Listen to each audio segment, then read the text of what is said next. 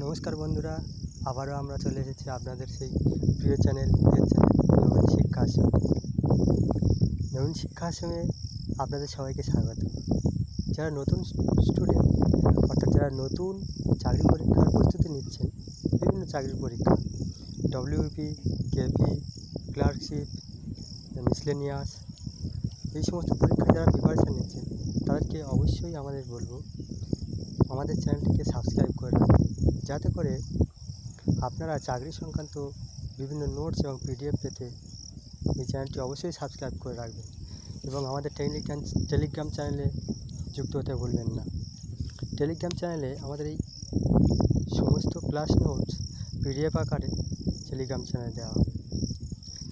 ঠিক আছে বন্ধুরা, আর কথা বাড়াচ্ছি না, আমরা শুরু করছি আমাদের আজকের মেনসুরেশন অর্থাৎ পরিমিতির কিছু সূত্র আমরা মনে রাখার চেষ্টা করব। কি পরিমিতির কি আছে?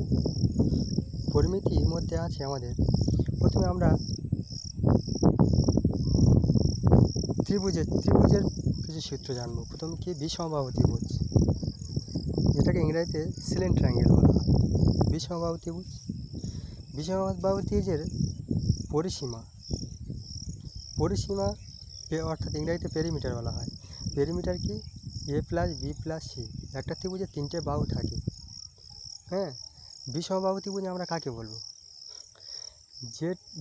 যে ত্রিভুজের তিনটে বাহু সব অসমান। ঠিক আছে বন্ধুরা, যে ত্রিভুজের তিনটে বাহু সমান নয় সেই ত্রিভুজকে আমরা বিষমবাহু ত্রিভুজ বলব। বিষমবাহু ত্রিভুজের তাহলে ক্ষেত্রফল পরিসীমা কী হবে? এ প্লাস বি প্লাস সি, অর্থাৎ তিনটে বাহুর যোগফল। ক্ষেত্রফল কি? ক্ষেত্রফল ইংরেজিতে এরিয়া বলা হয়। ক্ষেত্রফলের সূত্র হচ্ছে √/s into s minus a into s minus b into s minus c. S বলতে কী বোঝাচ্ছে? এস বলতে দুটো বাহুর যোগফলকে 2 দিয়ে ভাগ করব। ঠিক আছে, অর্থাৎ আপনারা লিখে নিতে পারেন যে এস ইকুয়াল টু তিনটে বাহু a plus B plus c by 2। আমার এই পিডিএফের মধ্যে সব দেওয়া আছে, আপনারা পেয়ে যাবেন। আর চতুস্থলক কাকে বলে? যেটা শেয়ারের মধ্যে দেখতে। চতুস্থলক ত্রিভুজের টোটাল সারফেস এরিয়া হলো কি 4 × √3/2 × a স্কোয়ার। এটা হচ্ছে কি পরিসীমা। আর ভলিউম অর্থাৎ ক্ষেত্রফল কি a3/6√2। ঠিক আছে বন্ধুরা, ওটা গেল বিষমবাহু ত্রিভুজ। সমদ্বিবাহু ত্রিভুজ কাকে বলে? এখানে লেখা আছে one angle is 90 degree R other two angle is 45 each। মানে একটা কোণ 90 ডিগ্রি এবং আর দুটো 45 করে 90 ডিগ্রি। একটা ত্রিভুজ মানে কি 180 ডিগ্রি, তাই তো? সেই 180 ডিগ্রিকে যার একটা কোণ 90 ডিগ্রি হবে তাকে সমদ্বিবাহু ত্রিভুজ বলবো আমরা। ঠিক আছে, সমদ্বিবাহু ত্রিভুজের পরিসীমা কী হবে? 2a প্লাস বি, বা এরকম বলতে পারি 2a প্লাস a√2। ঠিক আছে বন্ধুরা, আচ্ছা, হাইট হচ্ছে কি half into √4 a square minus b square. আর এরিয়া কি b/4 √4 a square minus b square. A সমান ইকুয়াল সাইড আর বি সমান বেস। ঠিক আছে, এটা মনে রাখবে বন্ধুরা। এগুলো আমাদের মুখস্থ করে রাখতে হবে যাতে আমাদের তাড়াতাড়ি হয়, পরীক্ষার সময় তাড়াতাড়ি নামাতে পারি আমরা পরিসীমার ক্ষেত্রে, মানে পরীক্ষা হলে।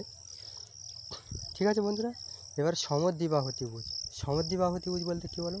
যার তিনটে বাহু সমান, যার সাইডগুলো ইকুয়াল।